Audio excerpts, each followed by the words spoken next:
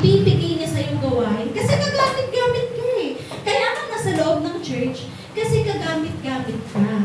Gagamitin ka ng Panginoon, hindi lamang sa worship, sa word of God, kundi para mahalin yung bawat isa. Diba? Tayong magkakapatid, tayo'y magkakapatid dito sa loob ng church. Huwag po tayong magsimulan. Bagkus, magmahalan tayo ng kagaya ng pagmamahalan ng ating pagmamahal ng ating Panginoon. Kasi binigyan na po tayo ng Panginoon na simulan ng ating buhay na may pananampalataya. Binigyan na tayo ng pagkakataon ng Panginoon na tubusin sa krus ng Kalbaryo. Yung mga kasalanan natin ay inalis niya na, nasa atin na lang kung paano natin tatanggapin ng buong-buo ang ating Panginoon. At sundin, hindi lamang tanggapin ng Panginoon, kundi sundin yung mga gawain ibinigay niya sa atin. Kasi bilang isang anak ng Diyos, kailangan matuto po tayo na magsalita para sa kanyang mga magagandang gawa. Maging buhay na patotoo sa buhay natin ang ating Panginoon Jesus. Ang topic po natin itong bagay, ito po.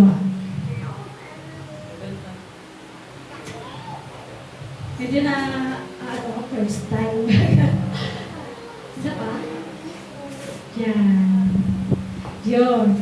Paano mararanasan ang pagkakaisa na hindi masisira? Paano? Sabi nga po,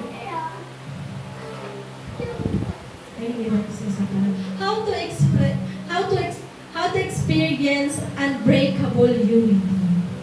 Sabi po, through prayers. So, yung humility. Ayan. Wisdom from God.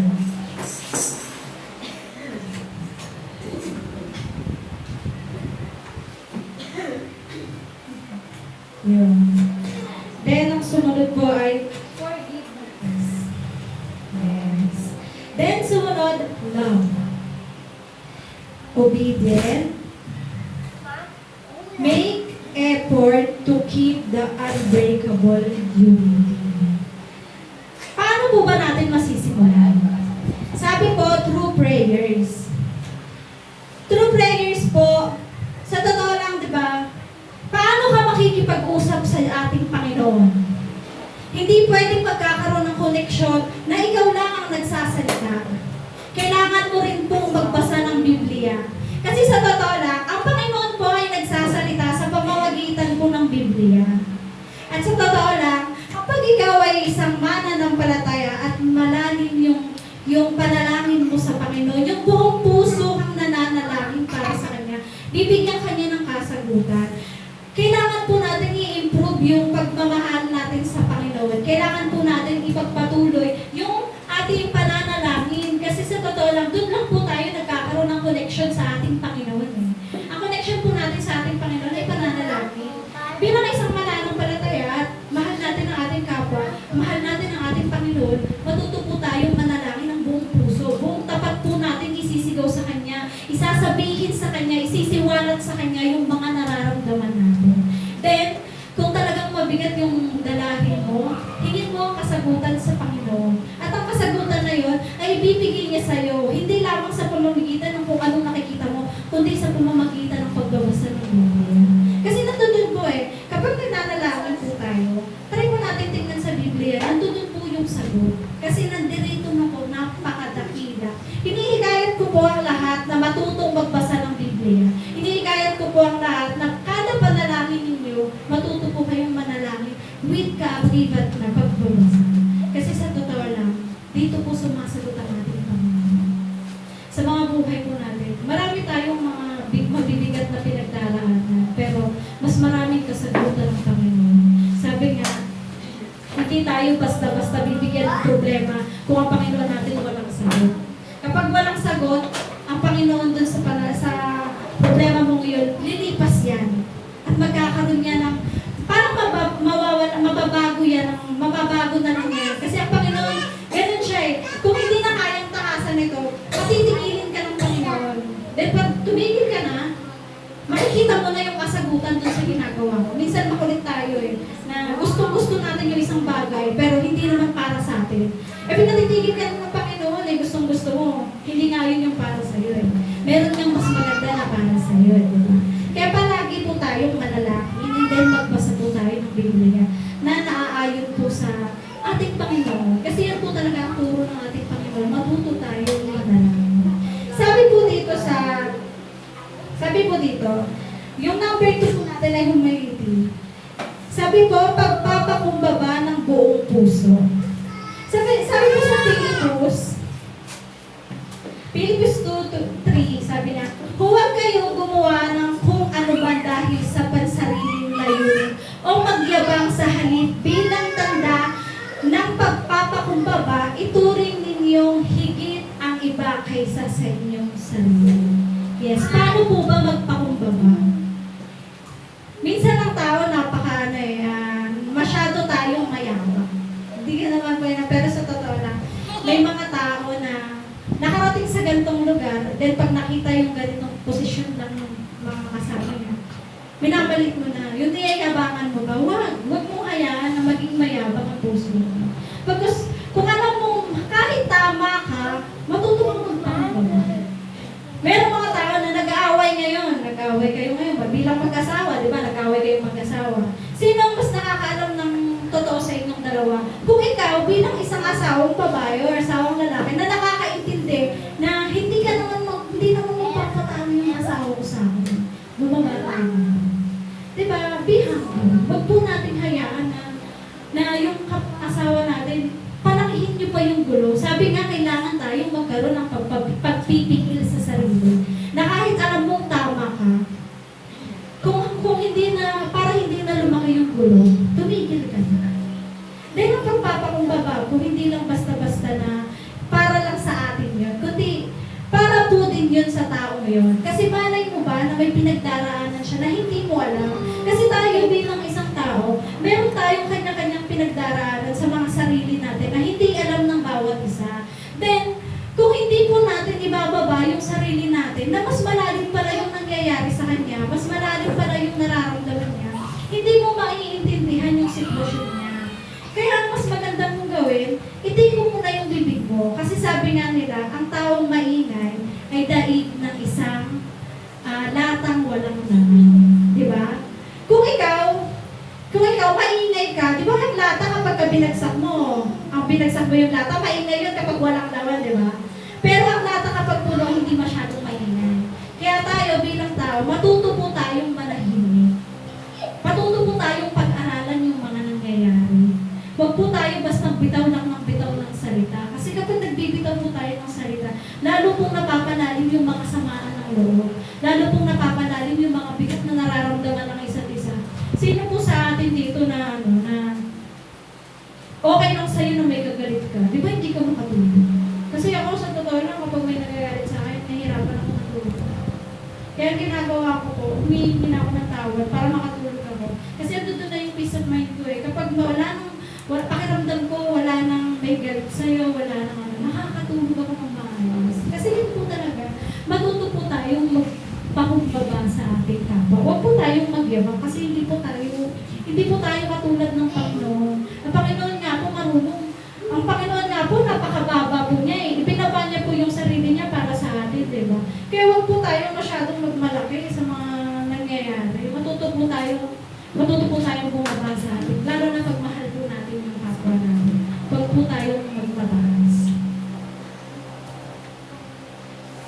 Yung number 3 po ay wisdom from God. Ano po ba yung wisdom from God? Karunungan galing sa ating Panginoon. Sabi po sa unang Hari 4:29. Sabi, walang kapantay ang katalinuhan at karunungang ipinagkaloob ni Yahweh kay Haring Solomon. Walang katulad ang kanyang kaalaman. Sino ang pamilyar sa kwento ni Haring Solomon? Si Haring Solomon po ay isang hari na binigyan ng pagkakataon ng Panginoon na magkaroon ng isang kahilingan. Sabi po ng Panginoon, hingin daw po ni Haring Solomon kung ano yung gusto niya at ibibigay daw po ng Panginoon. Pero ang sabi po ni Haring Solomon, hindi niya daw po kayang hawakan ang kanyang bansa, ang kanyang pinamumuluan na walang katalinuhan. Kaya ang ibinigay po sa kanya ay ang wisdom. Naalala niyo po ba yung kwento ng dalawang nanay na may isang bata? Yung isang bata na yon ay buhay. Then yung isang nanay, dalawa po silang nagbuntis. Yung isang nanay po, napatay po yung kanyang anak at pinalit po dun sa isang bata. Ngayon po, ang ginawa po ng Haring Solomon, para malaman kung sino yung tunay na ina, kinuha niya po yung tawag doon, espada ba yun? Kinuha niya po yun para hatiin daw po yung bata. Pero dahil po sa alam ng hari kung sino yung may puso ng isang ina, sabi po nung isang babae, huwag mong patayin ng bata, ibigay na lang po ninyo siya sa isang babae, sapagkat gusto ko po siyang mabuhay. Hindi po ba? Kung tutusin, ang puso natin bilang mga nanay, nandun na sa ating anak na para lang hindi siya mamatay, hindi siya mapahamak. Ibigay mo na lang doon. Nakita po yun ng ni Haring Solomon na itong babaeng to, sa kanya talaga yung bata. Kasi hindi gugustuhin ng isang ina na mapahamak ang kanyang anak. Ganun po yung katalinuhang ibinigay sa kanya ng Panginoon. Ganun po ang katalinuhan na ibinigay ni Yahweh sa kanya. Kaya po tayo, kung tayo po ay hihingi ng katalinuhan sa Panginoon, hayaan po natin na ang Panginoon ang magdesisyon sa buhay natin. Paano mo hihingi ng katalinuhan iyon? Through prayers po. Manalangin ka sa Panginoon. At ibibigay sa iyo ng Panginoon yung katalinuhan na yun. Kasi, kung isang bagay, ikaw lamang ang magdidesisyon. Hindi basta-basta, hindi mo alam kung tama ba yun o mali. Pero kung ipinapanalangin mo ang lahat ng bagay na ginagawa mo, ibibigay sa iyo ng Panginoon ang tamang kasagutan doon sa mga bagay na yun. Naalala ko po noon, sabi ko sa sarili ko, ayokong mag-asawa. Then, nung naloko ako nung last girlfriend ko, sabi ko sa sarili ko, Lord, kung bibigyan mo ako ng asawa, huwag sanang katulad ni Papa. Sabi ko gano'n, Lord, tulungan mo naman ako, turuan mo akong pumili ng taong mamahalin ako ng totoo. Sabi ko pa, Lord, kahit anak na lang, ang dami ko pong hiningi sa Panginoon. Kaya sabi ko sa sarili ko nung mga panahon na yun, wala po akong alam kasi sa totoo lang masyado po din akong mayabang ng mga panahon na yun. Kasi, nagtatrabaho ako sa factory ng time na yun, then yung trabaho ko po, parang mamam po ako ng mga kasama ko kasi sa QA department po ako, then naging leader po ako ng ng mga kasama ko. Kaya sabi ko, parang mayabang po ako doon kapag yung mga operator na ako pakialam dyan sa mga yan. Ayusin nyo nga yung ganun po, panay ako utos. Minsan wala na sa lugar yung pananalita ko. Pero nung dumating ako sa punto na kailangan ko na, sabi ko sa sarili ko, Lord, kailangan kong pag-uwin yung sarili ko. Hanggang dito na lang ba ako? Ito na lang ba ako? Ito na lang ba yung buhay ko? Kaya nung time na yun, talaga humihingi po ako sa Panginoon na, Lord, kung ano yung plano mo para sa akin, ibigay mo na. Kasi kung wala kang plano para sa akin, kunin mo na ako. Kasi wala naman ako magandang nagagawa na dito sa mundo. Kaya, kung sakaling meron kang magandang plano para sa akin, ibigay mo na po sa akin ngayon na, kasi siguro kung patatagalin pa, baka makagawa pa ako ng maraming kasalanan, hindi pa ako makahingi ng sorry.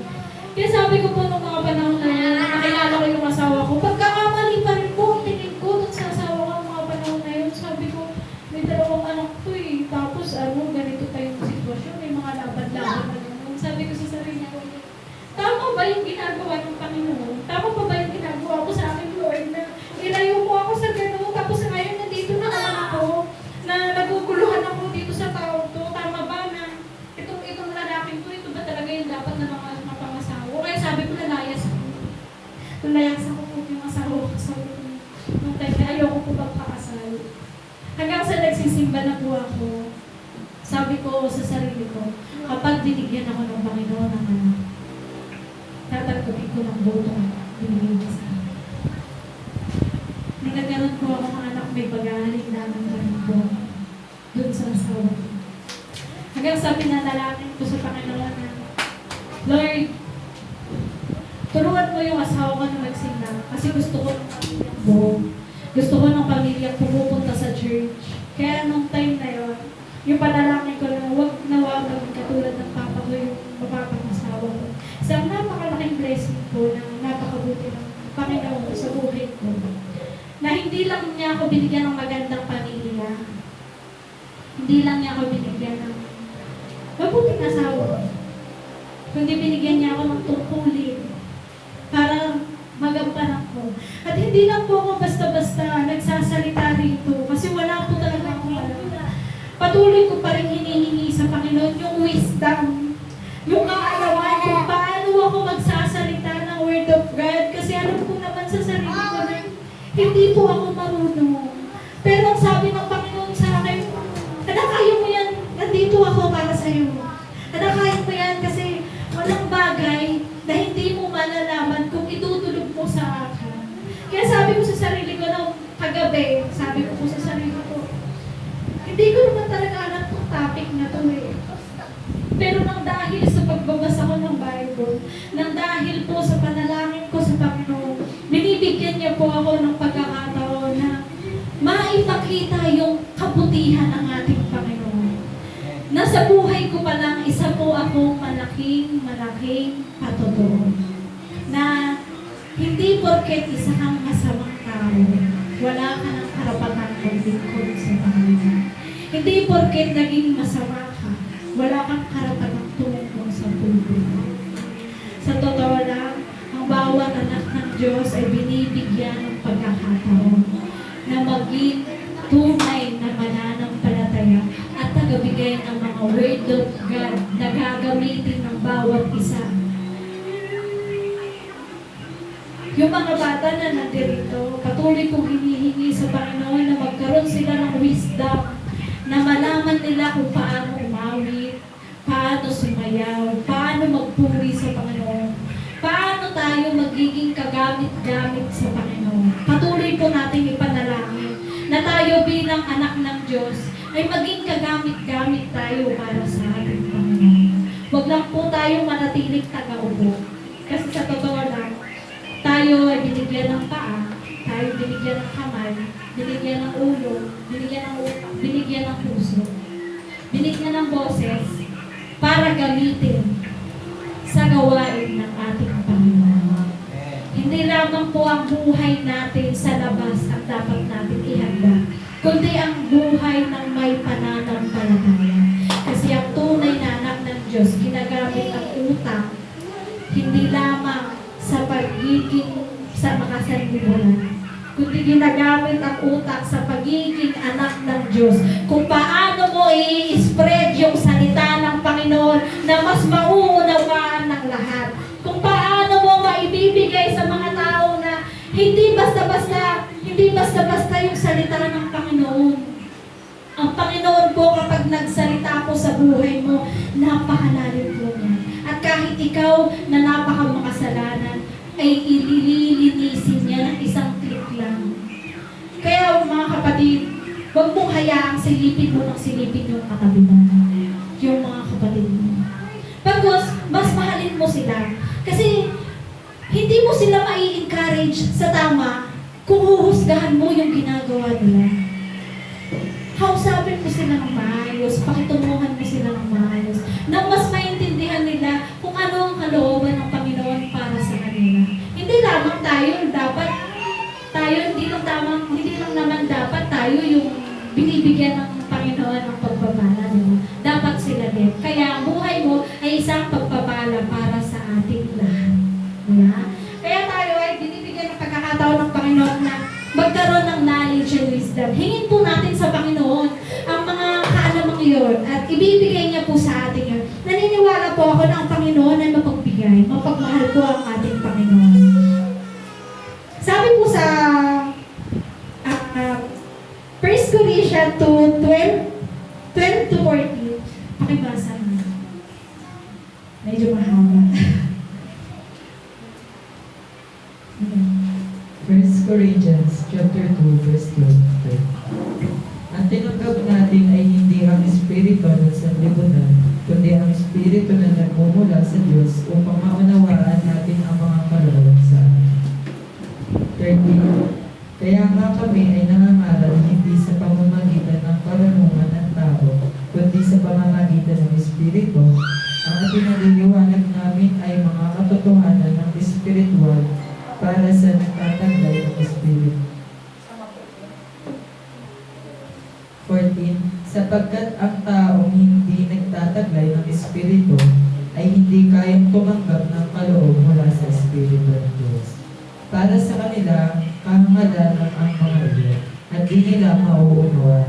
Sapagkat ang mga bagay na espiritual ay mauunawaan lamang sa paraang espiritual. Diba? Napakalinaw po ng sinabi ng Biblia.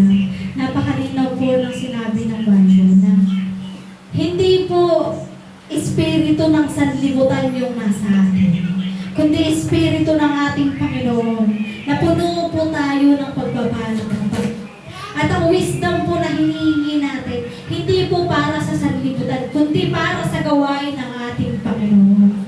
Huwag po natin hayaan na tayo'y madala ng sanlibutan. Bagkus tulungan po natin ang sarili natin na maiayos ang buhay natin at matulungan ng iba na maiayos din ang buhay nila. Sabi nga po dun sa pagkatawa kanina, di ba?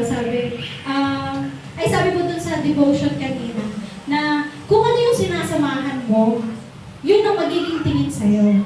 Pero pwede naman, sumama ka, akayin mo sila.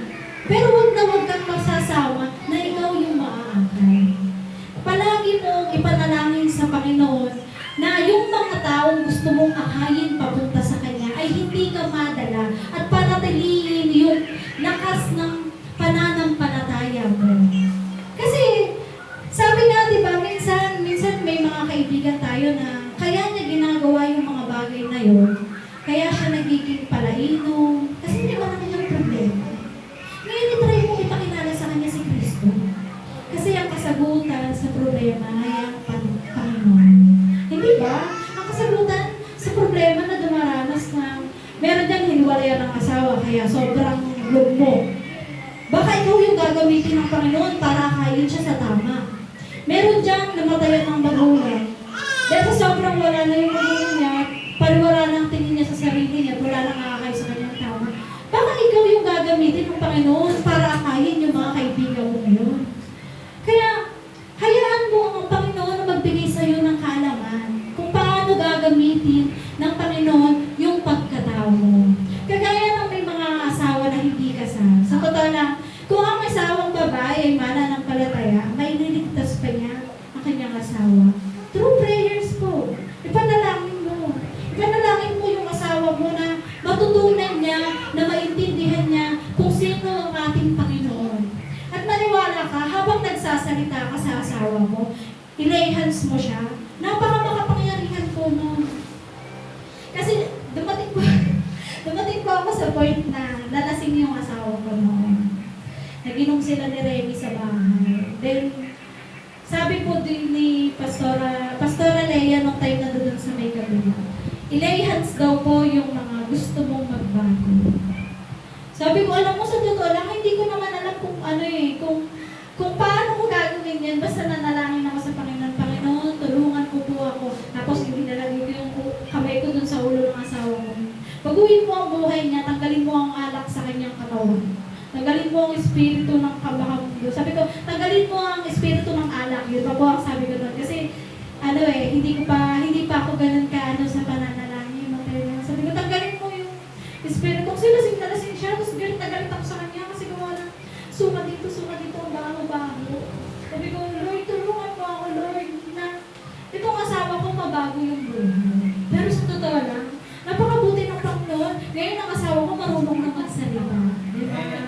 Kaya nga, diba, hindi lamang ikaw ang maliligtas ng panalangin mo, kundi ang mga taong mahal mo. Panalangin mo siya. Huwag mong hayaan na ikaw lang ang maligtas. Kasi kailangan, madala mo kasi mahal mo yun, diba? Ako mong panalangin ko palagi, Lord, turuan mo yung mga kapatid ko na makilala nila yung totoo. Malaman nila kung ano yung totoong Diyos. Malaman nila kung ano yung totoo. Sa buhay namin, alam namin na ikaw lang ang dapat sabahin. Kaya patuloy kong pinapanalangin sabi ko nga sa sarili ko, Lord, 3 na lang yung magulang ko. Gabayan mo sila, protektahan mo sila, at ibigyan mo sila ng tamang kaisipan para magkaroon sila ng wisdom na magawa nila yung tama. Ngayon si Mama nagsisimula dito. Ipinapanalangin ko soon yung mama din natin na mahila natin. Kasi sa totoo lang, nalulungkot ako dun sa mga bagay na ginagawa niya. Pero may kaloob ang Panginoon para sa kanya. At gagawa ng Panginoon kung ano yung plano ng Panginoon para sa kanya. Pinauubaya ko po siya sa ating Panginoon. Meron din po si Papa ko. Pinauubaya ko siya sa Panginoon. Kasi sa panalangin ko, palagi po silang nandoon. 3 ang aking magulang na natitira.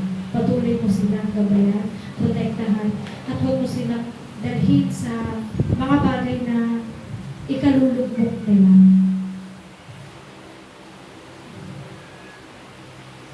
Pang-apat po, forgiveness. Ano po ba yung forgiveness? Pagpapatawad. Paano po ba ginagawa ang isang pagpapatawad? Sabi po sa Colossus 3:13, sabi po dito, magpasensyahan kayo sa isa't isa. Kung may hinanakit kayo, kung may hinanakit kayo kanino man, magpatawad kayo, gaya ng pagpapatawad ninyo ay pagpapatawad sa inyo ng Panginoon. Sabi po sa Mateo 6:14-15, sapagkat kung pinapatawad ninyo ang nagkasala sa inyo, ipatatawarin din kayo ng inyong Ama sa langit. Ngunit kung hindi ninyo mapapatawad ang inyong kapwa, hindi rin patatawarin ng inyong Ama ang inyong mga kasalanan. Ito na po, minsan, may mga dalahin tayo sa mga buhay natin na hindi natin kayang i-let go. Bakit hindi mo kayang i-let go yung mga bagay na yun? Ako sa totoo lang, umiiyak pa rin po ako kapag naaalala ko yung papa ko. Totoo pong napatawad ko siya, pero pag naaalala ko yung lahat ng nangyari, ipinanalangin ko po siya sa Panginoon na salamat pa rin kasi naranasan ko yung ganong klaseng magulang. Kasi ngayon, binigyan niya ako ng pagkakataon na maging matibay at maging matagal.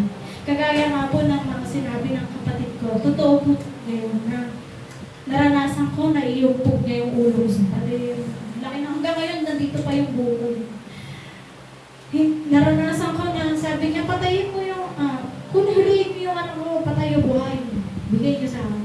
Sakit po nun, sobrang sakit sa puso. Na ganun yung maririnig mo sa magulang mo. Tatay ko yun eh. Na dapat tagapagtanggol ko yun eh. Pero ang nangyayari, nagsasalita siya ng gano'n. Na di ba dapat kahit anong bigat ng kasalanan naman, matuto pa rin tayo na patawarin. Pero siya, hindi po siya gano'n eh. Nakita na lang po namin yung pagbabago niya nung siya'y nagkasakit na. Pero, ipinapasalamat ko pa rin po sa Panginoon na minahal niya po yung mga bunso na namin, yung mga maliliit na namin na nagbago po siya. Doon ko na po nakita yung pagiging naman. Pero noong mga panahon ng mga kabataan namin, pag pinapalo niya ako noon, parang wala siya sa sarili. Nakakatawag ka niya kung saan kanya tamaan, pupuk-pupuk ka niya kung saan kanya tamaan. Maging sa ulo, sa katawan, pumasok mo sa school, mula pitang po kulay violet hanggang talang-takang ko violet yan, hindi po ako makaupo. Binigyan niya lang ako ng 20 pesos. Sabi ng teacher ko, bakit ganyan ka ulo po? Wala po. Hindi po ako nagsusuko sa mga teacher. Sa mga kung sino nakakakita. Ang ginawa ko po nung time na yun, umuwi po ako sa bahay kasi nilagnat ako eh. Siguro daw, gawa ng mga pasal, hindi ko pasa eh. Ganun niya ako palungin noon eh. Wala siyang pigil, wala siyang pagpipigil, lalo na pag nakakainom siya. Kaya nung time na yun, sabi ko, Panginoon, wala akong ano eh, wala akong Panginoon eh. Kung baga nung time na yun, wala akong empty yung utak ko. Sabi ko nung time, bakit ganito yung tatay ko, no? Hindi naman, hindi mabuting tao yung tatay ko. Yun po yung nakatatak sa isip ko ng mga panahon na yun. Pero sabi ng Panginoon, nung time na ako'y nakakilala sa kanya, may mga magagandang bagay din palang ginawa yung ama ko sa akin. Yun na yung katatagan. Tinuruan niya akong maging matatag. Kapag pinalo mo ako ngayon, hindi ko na masyadong hinihintay. Kasi mahaba na yung tolerance ko sa sakit. yung tolerance ko humaba na. Kaya kahit saktan mo ako ngayon, parang normal na lang po sa akin yung mga ganong pangyayari. Then po, nakita ko din naman po yung pagmamahal niya. Kasi nung bata po kami, nakita ko rin po siyang manalangin. Nung nananalangin siya, nung sabi ko sa sarili ko, hindi ako naniniwala sa panalangin ni Papa. Sabi ko po, nakita ko siya nanalangin. Hindi ako naniniwala sa panalangin ni Papa. 2:00 ng madaling araw yun. Nakita ko siyang umiiyak siya, nag-dancer. Siguro, dahil sa wala kaming pagkain, wala po siyang trabaho ng panahon na yun. Sabi ko sa sarili ko, totoo ba yun? Nananalangin siya. Pero pag sinasaktan niya kami, gano'n din. Pero nung time na nagkaisip na ako at nasa Panginoon na ako, sabi ko sa sarili ko, siguro kaya naging gano'n si Papa. Kasi meron siyang mga pinagdadaanan na hindi pa namin naiintindihan. Na nung mga panahon na yun, alam ko na inaapi din sila noon ng mga kabataan nila. Nadala niya lang yun hanggang sa pagtanda. Hanggang sa magkaanak siya. Kaya sabi ko sa sarili ko, kung ako magkakaroon ng anak, hindi ko hahayaan na yung tatay ng anak ko mananakit ng ganong katindi. Huwag naman umabot sa ganong katindi kasi danas ko na yun eh. Kaya pag nananakit si Albert, gumagala yung mata ko. Kasi tinitingnan ko na kung paano yung palo niya, kung matindi ba yung palo niya. Pagka kung matindi na, naawat ako na.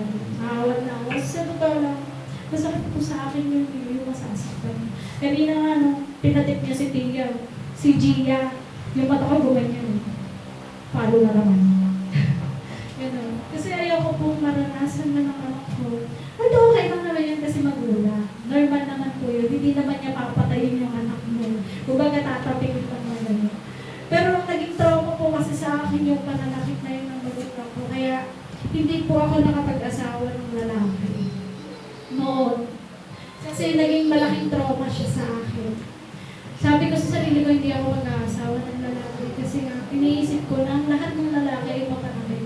Lahat ng lalaki masama. Ang mga lalaki mapaggamit lang sila, mga manggagamit lang sila, niloloko lang nila yung mga babae. Dahil ang lolo ko, babae rin. Yung tatay ko, naranasan din namin na magkaroon siya ng babae. Although malilate pa kami nung time na yun. Pero, alam ko sa sarili ko nung time na yun na ayoko mag-asawa. Pero sabi ko nung time na gusto ko mag-anak, sabi ko, Lord, kung ano yung plano para sa akin, bigyan mo na po. Dahil ibinigay sa akin ng Panginoon.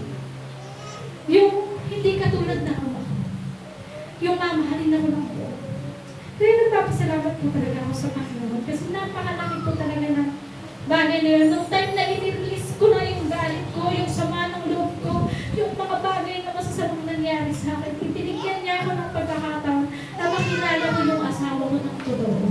At binigyan niya ako ng pagkakataon na makilala yung kapwa ko, hindi sa pamamagitan ng masama, kundi sa pamamagitan ng mabuti. Kaya lahat ng tao na may ginagawang hindi maganda, ipanalangin mo sila. Kasi magkakaroon ng kasagutan yung panalangin mo na yun, mababago ng Panginoon yun. Huwag mong hayaan na yung galit mo manatili. Makakatulog ka ba? Makakatulog ka ba kapag galit ka sa kapwa mo? Magagawa mo bang lumabas sa labas na parang normal kapag ka may galit sa'yo? Di ba parang nanliliit ka? Kaya tayo po bilang tao, i-release po natin yung galit na yan. Huwag po natin hayaan na mag-develop pa yan ng mas malakang galit.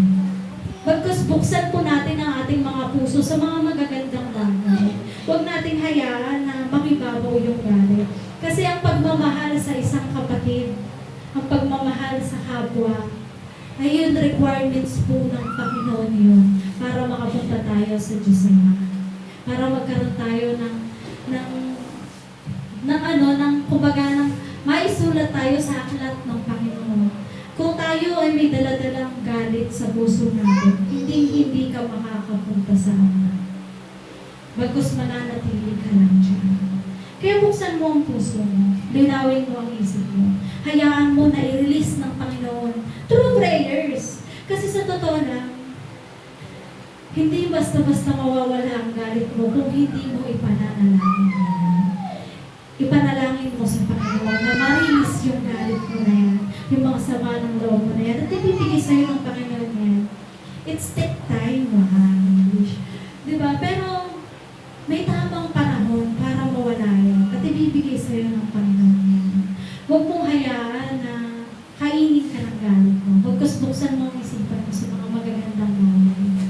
Marami pang bagay na gagawin ang taong to para sa'yo. Maraming magagandang bagay na gagawin ang taong to para sa'yo. Yun ang isipin mo. Huwag mo isipin yung mga negative na ginagawa niya. Next po ay love. Dito po sa love, andito na po lahat. Sinong naniniwala na ang pag-ibig ay nandirito na?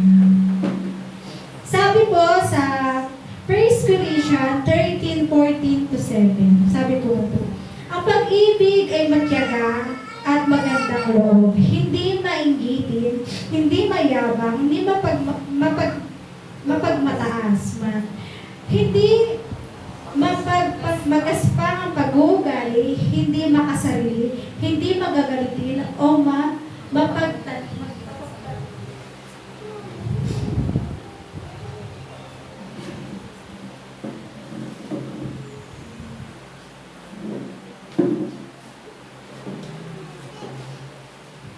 Yun.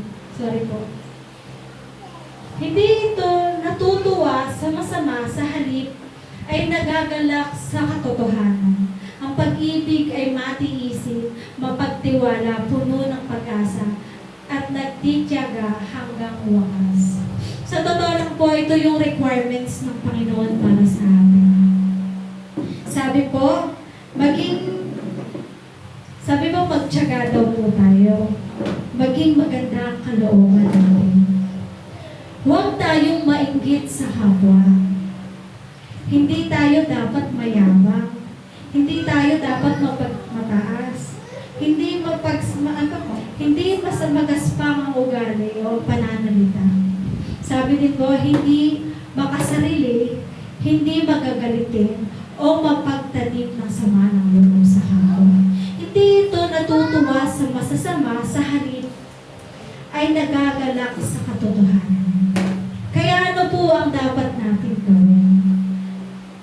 Matuto po tayo ng mga bagay na ibinigay sa atin ng Panginoon. Kasi si Jesucristo po, mapagmahal po siya, mapagbigay, mapagunawa. Hindi po siya mapagmataas, bagkus isa po siyang mapagpakumbabang Diyos. Bukod po doon, mapagmahal po siya, maintindihin. At ang lahat ng bagay na kabutihan ay nakapaloob po sa buhay ng ating Jesucristo. Siya po ay isang napakagandang halimbawa na po ng pagkatao na dapat natin sundin. Bilang isang anak ng Diyos, dapat po ay dala natin yung mga ganitong bagay. Kung mo hayaang mainggit ka sa kapwa mo, bakit mo si ganito nag-aaral, ikaw hindi? Maiinis ka na. Hindi mo alam, may tamang panahon para sa pag-aaral mo. Ako nga, hindi ko alam na makakabugalo pa ako ngayon.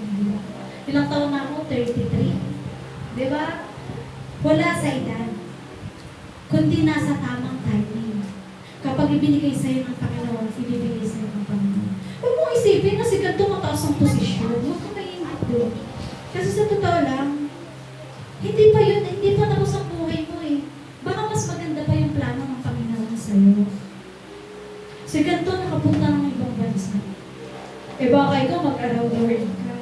Matuto ka lang maghintay. Maging matiisin ka lang. Maging mapagkumbaba ka lang. Matuto ka lang humingi ng wisdom sa Panginoon. Matuto ka lang magmahal sa kapwa mo. Matuto ka lang na ang lahat ng tao ay ginawa ng Panginoon upang maging halimbawa sa iyo, na maging magandang halimbawa sa buhay mo. Halimbawa siya, ay nakapag-abroad siya. Matuwa ka para sa kanya. Gawin nakapag-abroad si ganito, nakakatuwa naman kasi ang ganda ng buhay niya. Loobin ng Panginoon na kung anong plano niya sa akin, may bigay niya na po sa akin. Hindi ba dapat ganun ang panalangin mo? Nawa, Lord, kung ano pong plano mo na mas maganda pa sa kung anong iniisip ko, nawa, ibigay mo po sa akin. Kung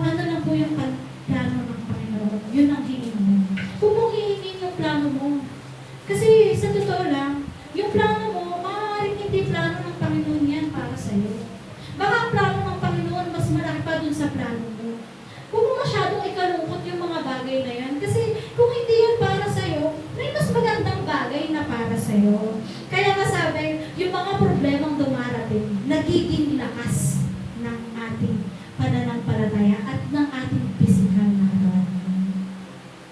Yung mga pagsubok na dumarating, yung mga sama ng loob mo na yan, pagdating ng araw, ibigay mo sa Panginoon yan. At ibibigay sa iyo ng Panginoon yung nararapat para sa iyo. Huwag mo kayaan na yung iniisip mo, hindi na kasi ako nakakapag-church, kaya ganito. Hindi mag-church ka. Hindi na kasi ako nakapag-aral, kaya ako ganito. Eh di mag-aral ka. Di ba? May tamang panahon para sa mga gusto mo. Ipanalangin mo sa Panginoon. Iluhod mo sa Panginoon kung talagang gustong-gusto mo. Iluhod mo sa Panginoon. Hingin mo sa Kanya. Then sabihin mo sa Panginoon, Lord, kung hindi ito yung plano mo sa akin, ano po ba yung plano mo? Ibigay mo po nawa sa akin. Kung ano yung plano mo. Kasi yung plano ko, baka hindi ito yung plano mo para sa akin. Kaya yung plano mo na lamang po ang masunod. Yun po ang hingin natin sa Panginoon. Huwag na po natin hayaan na magkaroon pa tayo ng mga masasamang bagay sa sarili natin. Pagkusiwaksi po natin yung mga masasamang bagay na yun. Dahil ang kalooban po ng Panginoon ay mapabuti ka at magkaroon ka ng pagmamahal na dumadakila sa Kanya. Yung pag-ibig ng Panginoon para sa iyo ay hindi masusuklian ng kahit na sino. Kaya panatilihin mo ang pag-ibig mo sa Panginoon. Panatilihin mo ang pag-ibig mo sa kapwa mo. At yung pag-ibig na para sa iyo ay ibibigay sa iyo yun ng Panginoon. Matuto kang maghintay. Kasi may mga bagay na paparating sa iyo, may mga bagay na paparating sa iyo. Hindi yung para sa iyo ay para sa Kanya. Hindi yung para sa Kanya ay magiging para sa iyo. May ibang plano ng Panginoon para sa iyo. Kahit sa mga maliliit na bata, isinilang tayo sa Panginoon, isinilang tayo sa ng ating mga magulang, ng ating ina, na meron tayong tungkulin dito sa mundo. Hindi tayo ipinanganak na ganito. Kaya huwag mong hayaan na masuksuhan ng kung ano-ano yung isipan mo ng hindi magagandang bagay. Napakaikli lang po ng buhay. Sikapin natin maging masaya. Sikapin natin maging mapagpakumbaba. Sikapin natin maging kagamit-gamit para sa ating Panginoon. At sikapin natin maghintay sa kung anong plano niya para sa atin. Huwag mong madali. Huwag mong madali ng buhay. Dahil sa pagmamadali mo, madataba ka ng madataba kasi hindi pa kalooban ng Panginoon. Ang kalooban ng Panginoon ay may tamang timing. Sabi nga, di ba? May tamang timing para sa buhay. May tamang timing para sa akin at may tamang timing para sa akin. Yun na po ang ilagay natin sa isipan natin na ibibigay sa iyo ng Panginoon. Ganun po ang pag-ibig ng ating Panginoon. Sunod po ay teaching. Masunurin sa Panginoon. Paano ba tayo magiging masunurin sa ating Panginoon? Kung tutusin po, nakapaloob na po yan dito sa pag-ibig. Di ba yung love na yan? Nakapaloob na po dyan yung pagiging masunurin sa Panginoon. Pero sabi po dito sa Deuteronomy, wala siya tayo. Ayun. Sabi po dito sa Deuteronomy 28, 1-2, sabi po dito, kung susundin lamang ninyo si Yahweh na inyong Diyos at tutuparin ang kanyang mga utos, gagawin niya kayong pinakadakila sa lahat ng mga bansa, sa balat ng lupa.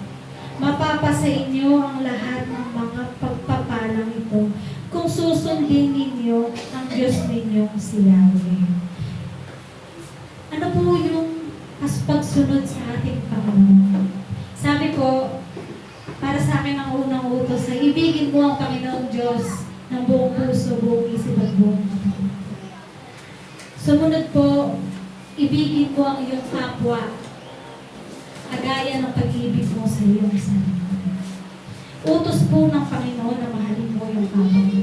Ang kalakip po niyan, huwag kang maging mayabang, huwag kang maging makasarili, huwag kang maging mapanghusga. Bagkus mahalin mo yung katotohanan. Kahit na siya'y nagkakamali, ibigin mo pa rin siya. Kasi ang Panginoon, minahal niya tayo kahit tayo yung makasalanan. Hindi ba? Mahal tayo ng Panginoon kahit tayo yung naging makasalanan.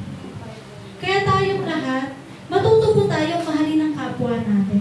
Ang pagsunod po sa Panginoon ay nakapaloob din po dito sa pag-ibig. Huwag kang magiging maingipin. Huwag kang magiging padalos-dalos sa pananalita. Huwag kang basta-basta lang na kikilos na wala kang hinihinging presensya ng Panginoon. Tapos ipanalangin mo palagi. Through prayers po, ibibigay po sa atin ng Panginoon yung mga gusto nating malaman. Sa pamamagitan ng panalangin, mas mapaiigting po natin ang pagmamahalan ng isa't isa. Sa pamamagitan po ng panalangin at pag-iintindihan sa isa't isa, mapapanatili po natin ang samahan ng may pananampalataya. Sa pamamagitan po ng pag-ibig ng Diyos sa atin at sa pag-ibig mo sa kapwa mo, mapapanatili po nito ang samahan ng ating church. Huwag tayong magsilipan. Bagkus, magmahalan tayo ng kagaya ng isang magkakapatid. Sabi nga po, ibigin mo ang iyong kapwa na kagaya ng pag-ibig mo sa iyong sarili. Kung mahal mo ang sarili mo at naayos mo ang sarili mo, sikapin mong ayusin din yung kapwa mo. Sikapin mong ayusin din yung kapatid mo. Mahalin mo siya hanggang sa unti-unti niyang babago yung sarili mo. Hindi yung magagalit ka. Huwag kang magalit. Huwag mong silipin ng silipin kasi baka lalo siyang lumayo. Bagkus, yakapin mo siya ng buo at doon maiintindihan niya kung gaano mo siya kamahal. At doon, hindi masisira yung samahan. At doon makikita mo yung pag-ibig ng Panginoon para sa atin. Kaya nga po, sabi po dito sa number 7, ito na po yung last. Ito na po yung last. Make effort to keep the unbreakable unity. Panatiliin po natin.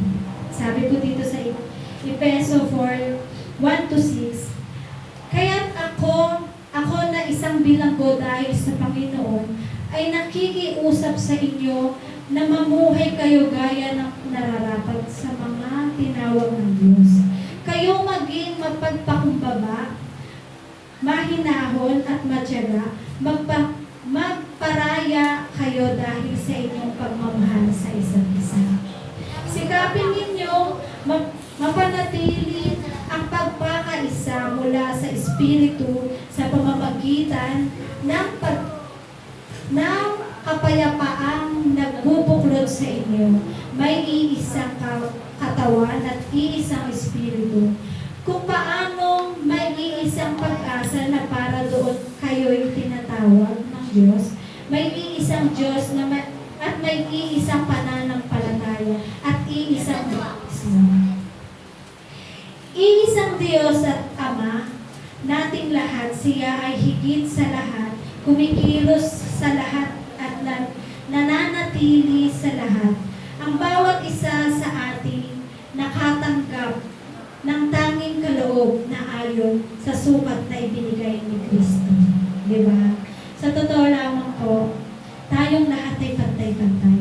Kasi meron pong binigay na sa atin ang ating Panginoon. At tayo pong lahat ay marapat na mag-ibigan. Marapat po tayo na magmahal. Huwag mag-ibig. Ito po yung dapat na nagpapatibay sa atin. Maging totoo po tayo sa ating kapwa. Maging totoo po tayo sa ating Panginoon. Higit po sa lahat. Maging totoo tayo sa ating sarili at magmahalan tayo ng kagaya ng sinasabi ng ating Panginoon. Ngayong umaga po ay tayo po'y panadaliang manalangin para sa ating Panginoon. Panginoon, salamat po sa mga salita mo na ibinigay mo sa amin. Salamat po sa buhay ng bawat isa. Na unti-unti, Panginoon, ay patuloy mong binibigyan ng pagbabago. Ikaw ang Diyos na dakila na marapat namin sambahin at pagpapalitan. Sa iyo lamang namin inaangat ang lahat ng bagay, Panginoon. Turuan mo kaming maging mapagpakumbaba. Turuan mo kaming matuto sa lahat ng bagay na naaayon sa iyong kagustuhan. Turuan mo kami mo kami, Panginoon, na maging mabuti at magmahalan sa isa't isa, Panginoon. Turuan mo ang mga puso namin. Siyasatin mo ang aming mga puso at isipan. At bigyan mo kami ng pagpapala na nanggagaling sa iyo. Pagpapala na nararapat sa aming mga buhay. Ikaw ang Diyos na dakila. Salamat po sa iyo, Ama. Salamat po sa lahat ng aral na babaunin namin, Panginoon. Salamat po, Panginoon, sa lahat ng salita mo na patuloy na ikaw ang mataas, ikaw ang matataas, at ikaw lamang ang dadakilan. Purihin ang ngalan mo sa ngalan ng iyong anak